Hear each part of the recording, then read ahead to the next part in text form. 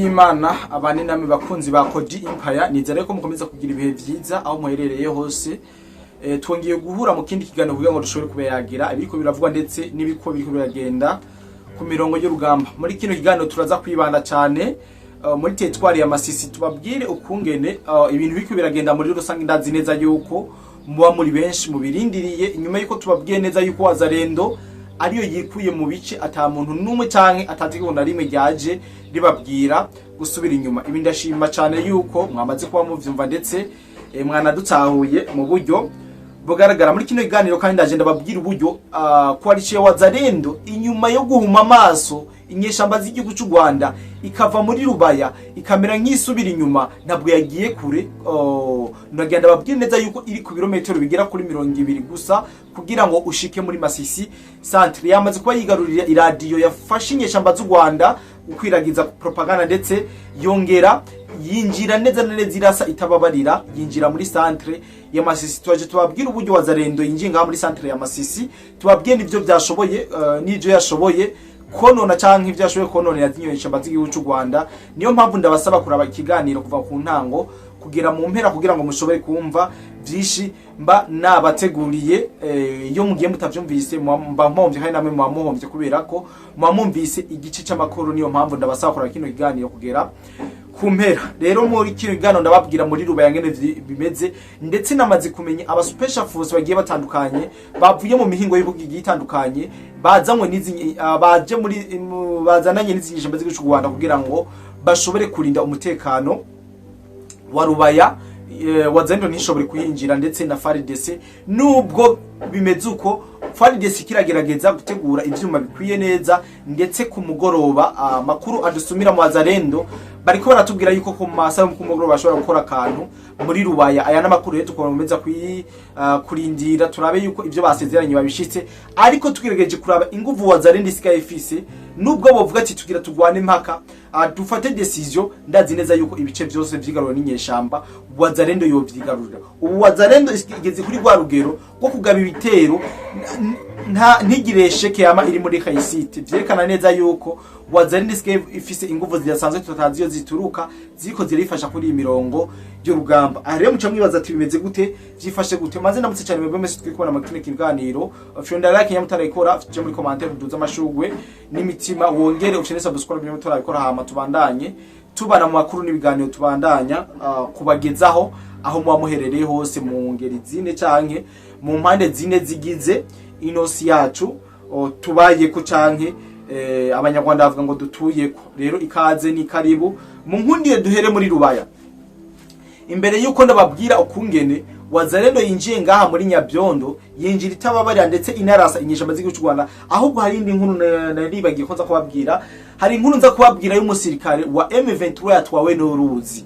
Iyi nkuru umuntu aza kumara kino kiganiro aza kumva n'umusirikare w'igihugu cy'u Rwanda ukungene yatwawe n'uruzi nuko vyagenze, ariko yari karavyonga ndababwira uburyo yari karavyongamo, ariko uruzi rwamaze kuba rumutwara bamuburiye irengero, yaciye asoma nturi mu Kirundi niko babivuga. Ibi byose mu mpera za kino kiganiro ndaza kubabwira ukungene uno musirikare w'inkotanyi, zino nkotanyi zitazi koga zagufyinira kuri ziriya nzuzi zo hariya muri Kongo, ukungene ya finance yishinga abakongomani bakuri impande y'inzuzi bazi koga, maze acararuhama canke amazi yonyene acaramwiyicira abitarinze kugorana. Nta sasu ryamwishe, nta buhiri bwamwishe, nta mbugita yamwishe, yishwe n'amazi. Ndaje ndababwire uburyo yari karavyonga acaricwa n'aya mazi. Mu mpera za kino kiganiro abantu tubana muze kuba mwari kuganira ndababwido nido. Ni inkuru iza kubatwenza cyane pe, ni inkuru iri fani nubwo urupfu rubabaje, ariko mwumve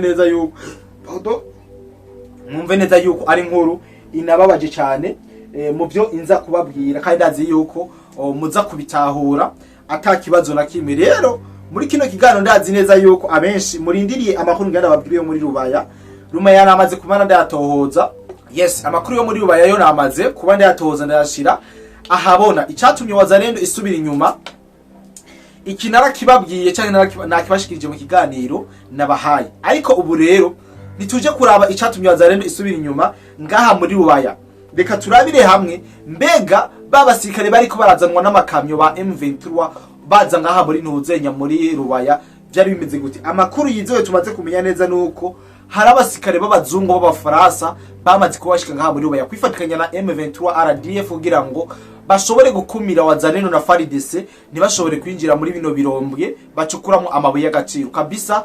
Aha abasikare ba France bo kwa Emmanuel Macron bamaze kuba bahashika. Aya niyo makuru tuko turakora ku mirongo y'urugamba. Aya ni makuru tuko turakora ngaha muri Rubaya nuko abo muri Polonye nabo bavuze ati ntidutangwa dutegerezwa kuja kugwanira hajyana kuko natwe turahakura umwumbati cyangwa turahakura ico kurya. Rero nabo muri Polonye bamaze kuba bagera ngaha, abo nabo mu bihugu novuga ko biri muri OTAN twamaze kumenya neza ko bamaze kuba bashika muri Rubaya kugira ngo bifatikanye n'inyeshamba kugwanya wazalendo n'igisikare ca Kongo kugira ngo ntibashobore kwinjira aha muri centre ya Rubaya. Ari navyo vyarakojeje yuko wazalendo ishobora gusubira inyuma kuko nka yuko ishobora kujya mufururizo w'amabombe azamwe n'amadrone kubera ko muzi yuko aba bazungu ari bo basanzwe bagurura ano madrone ngaha muri Kongo. Ikindi nuko abanyakenya nabo Meshack Zami bamaze kuba bahasukwa ku bwinshi. Abanyakenya ni benshi ngaha muri Rubaya nabo bamaze kuba bahashika. Abanyasomalia nabo ngo barahari. Mwumve bino bikunze kubabwira byamaze kuzanga muri Rubaya. Mwumve abantu Rubaya yari maze itunze muri bake bari bazeburaro no buramuko muri Rubaya bose twaje tubabwira mu kino kiganiro. Kenya nayo babwiye yamaze kuba igaragara yuko iri muri Rubaya. Eritrea yamaze kubigaragara neza yuko yifatikanije n'inyeshamba z'u Rwanda kuza kugwanira gucye gukumira FARDC na wazalendo kwinjira ngaha muri Rubaya. Aya niyo makuru yizewe. Sud Sudan nabo bamaze kuba bahashika 5 kwa 5 kugira ngo bashobore kwifatikanya n'abandi nk'abandi nyene baze kugwana cyangwa baze gukingira kino kirombwe Rubaya. Tutibagiye abongereza nabo bamaze kuba bahashika. Murumva mu Burayi hari ibihugu bitatu, hariho Polonye, hariho France, hariho n'Ubwongereza. Nivyo byamaze kugaragara neza yuko byaze kwifatikanya n'izi nyeshamba z'u Rwanda kugira ngo bashobore gukinga iyi Rubaya isanzwe ariyo ibatunze imyaka n'imyaka. Ino nkuru ndazi neza yuko abishi mutari bwayimenye, ariko muyumve kandi muyumvishe n'abandi. Iyi Rubaya irimo abasikare b'ubwoko bwinshi, ariko turarindira ico FARDC ishobora gukora ingabo z'Uburundi na wazalendo kubera ko biraboneka neza yuko bari mu myiteguro idasanzwe ndetse ishobora no kunezereza abasanzwe bakunda ino coalition y'amahoro. Je nditwa coalition y'amahoro kubera ko ni coalition igwanira amahoro y'abene igihugu b'abakongomani bamaze imyaka n'imyaka bariko baricwa n'inkotanyi kuva mu gihugu cy'u Rwanda. Ibi rero ni suite twitege kano kantu wazalendo yavuze yuko ishobora gukora ngaha muri wazalendo yavuze ko ishobora gukora ngaha muri Rubaya mu masaha y'ijoro. Navyo turaje tubibabwira, ariko ayandi makuru yizewe nuko muhari w'inyeshamba z'u Rwanda uri kuragwiza ama anti drone canke ama systeme y'ubwirinzi ngaha muri Rubaya kugira ngo bikunde vuba cyane ibikorwa byo kucukura amabuye y'agaciro vyongere gutangura gusubira. Ibi ndazi neza yuko abenshi mwataho kubibona ku mbuga zigiye zitandukanye yuko kino kirombo hitariko kirakora, ariko abazalendo nabo bibereyeyo bariko barabirisha amaso bavuga ati umwanya n'umwanya mwebwe turabasunika kubera ko bamaze kwiyumva inguvu. Wazalendo imaze kwibona umukono kabisa, iravuga ati ngaha uko bigenda kose dutegerezwa kugira akayisite, duteza kugwanira ubutaka b'igihugu cyacu haduga canke hamanuka kuko twaravyiyemeje. Ari niyo makuru novuga yuko ari muri Rubaya. Ariko imbere yuko ndababwira ibijanye n'umusikare wa M23 yatwawe n'uruzi cyangwa umusikare w'u Rwanda yatwawe n'uruzi, reka manze ndabibwira ibijanye n'imigwano iki yabera ngaha muri Nyabyondo. Muri Nyabyondo mu kiganiro cyarangiye nababwiye yuko ariko harabera imigwano muri Nyabyondo, ariko ndababwira ko ari imigwano yari kibandanya ndetse tutaramenya yuko habaye akayisite cyangwa ibindi ko vyifashe. Ariko amakuru yizewe y'ukuri twamaze kuba tuyegeranya gatanu kuri gatanu kugira ngo dushobore kuyabasangiza amakuru yizewe kugira ano mango tuvugana.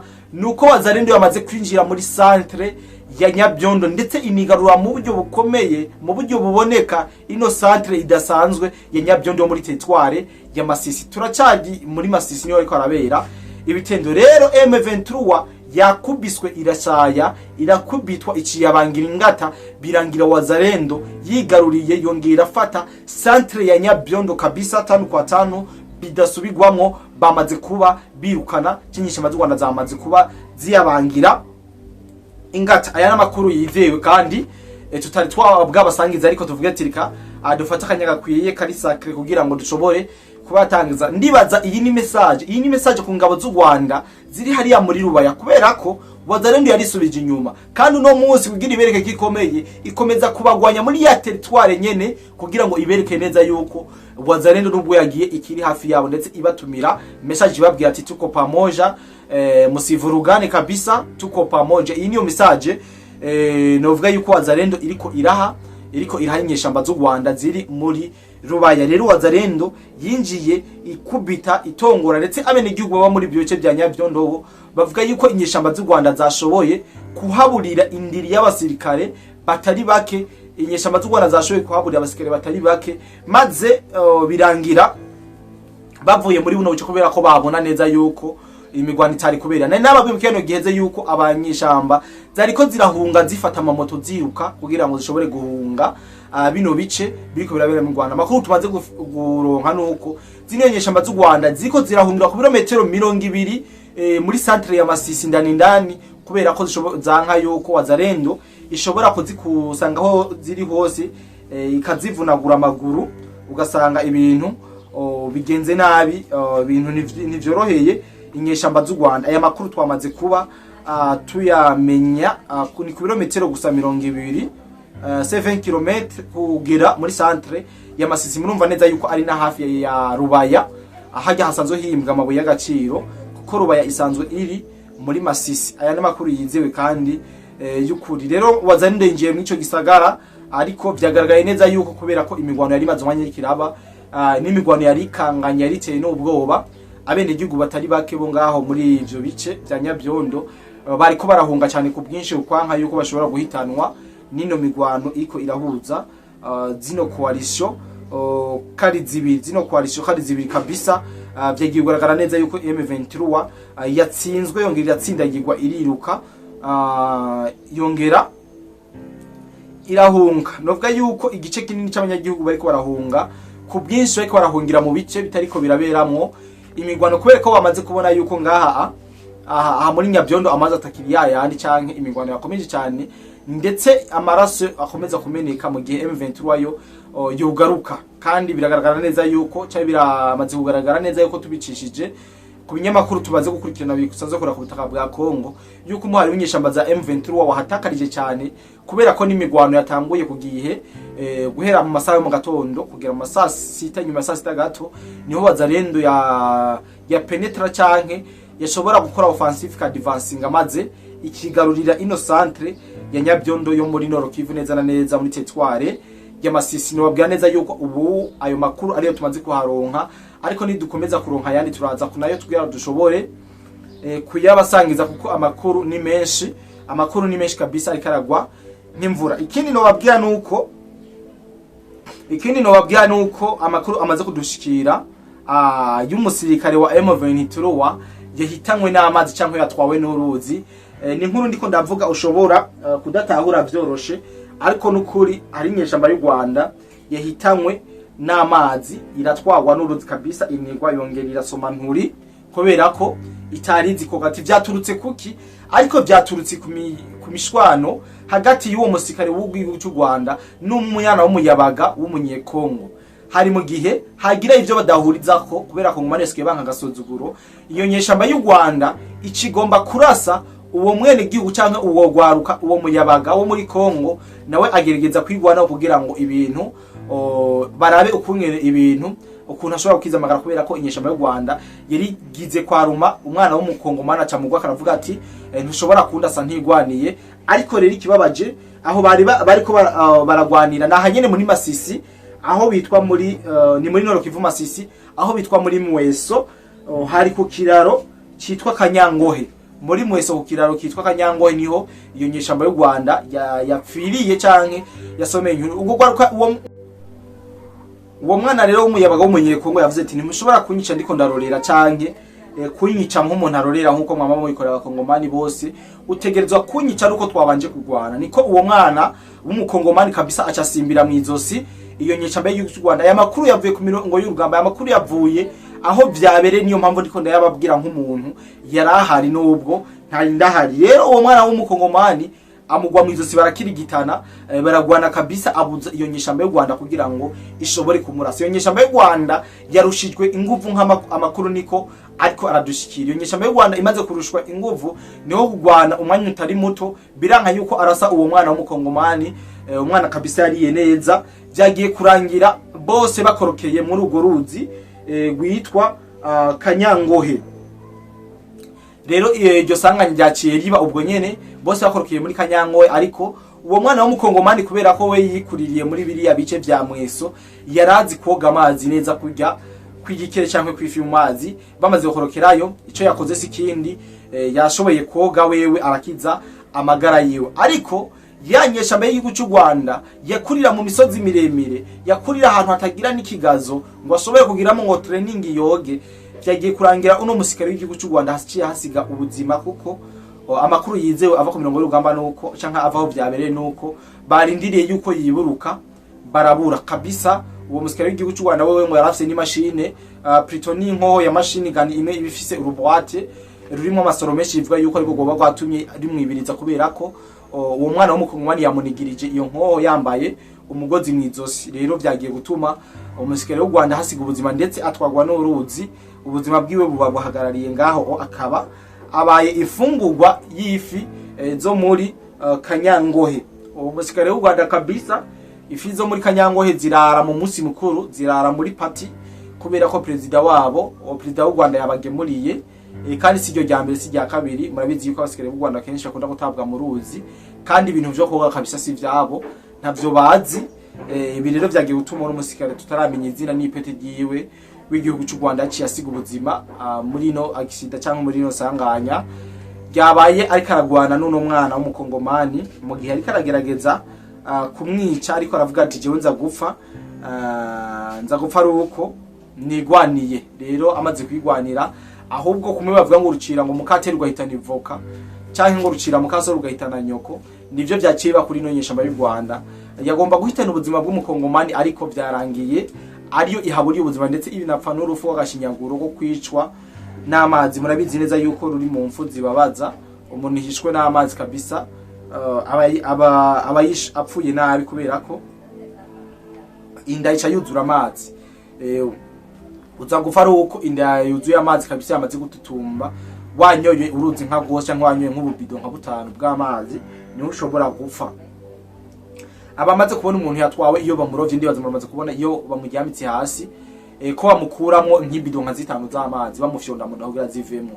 Rero ubu musikari w'u Rwanda kabisa nta wamenyogeze no masaha, kubera ko byabaye masaha ya kare, yuko ifi zo bazamutango yahubwo zo bazikimutinye ko bagikomeye, kubera ko amakuru tumaze kumenya nuko atiburutse, kandi atanabaje kumurondera kugira ngo bashobore gutora umubiri we cyangwa ikiziga ciwe baje kugishingura. Ayo niyo makuru novuga neza yuko no bashikiriza muri kano kanya, makuru yizewe nashoboye gutororokanya muri kano kanya. Murabizi neza ko nabasezeraniye kuma ndabaha amakuru ari update, amakuru yihuta, kubera ko ariyo amakuru atuma mumenya byinshi biri ku mirongo y'urugamba, kandi babiriko biragenda bija imbere. Kandi bike banure mubandanye mukora subscribe ku batarabikora kuri Kodi Empire, mubandanye mudukunda, muce mudukundisha n'abandi. Rukundo mutwereka kabisa, ntidutamba twirorera, dufise abakunzi benshi muri mwebwe. Niyo mpamvu ndabashishikariza ko twokwiza abantu 220 mudukurikirana muri no minsi. Cyo mukora sikindi no kudufasha gupartage cyangwa gusangiza bino biganiro abandi mushobore gushika kure hashoboka hose, ahari abumva no w'ikintu cyangwa abakeneye kumva amakuru y'akarere muri rusangi. Rero jewe ngomba kubarambira, reka dangize nifuriza umunsi mukuru w'intama abasiramu bose bariko barawuhimbaza. Mukomeze kugira amagara meza n'amafaranga, mukomeze kugira ibihe byiza n'umunsi mukuru mwiza, ariko munibuke n'abandi. Je numva ngo murabaga ngo intama, muze kwibuka abandi kabisa, kugira ngo mushobore gusabikanya utwo duke mwarose. Rese ngomba ko barambira cyangwa kubabwira byinshi. Ntwa Kodi the Black, this is Kodi Empire, bye bye. Ubuvuzi kama Good Life ikorana na Agevu mu Burundi irabahaye ikaze mwivuza indwara zitandukanye kandi zibabaje, harimo amibe, estoma, umugongo, prostate, amaso, ishano, diabete n'ibindi byinshi. Dusange Centre Ville, Boulevard de l'Icona, numero 5, urenganye gato ikiraro, mu Kanyosha kujya gatanu hampande y'isoko no mu Gatumba ku ipoto ya 34 canke mutwakure kuri 67 95 46 56 canke 62 98 83 41. Hamwe na Good Life twitwararika amagara yanyu nka yacu.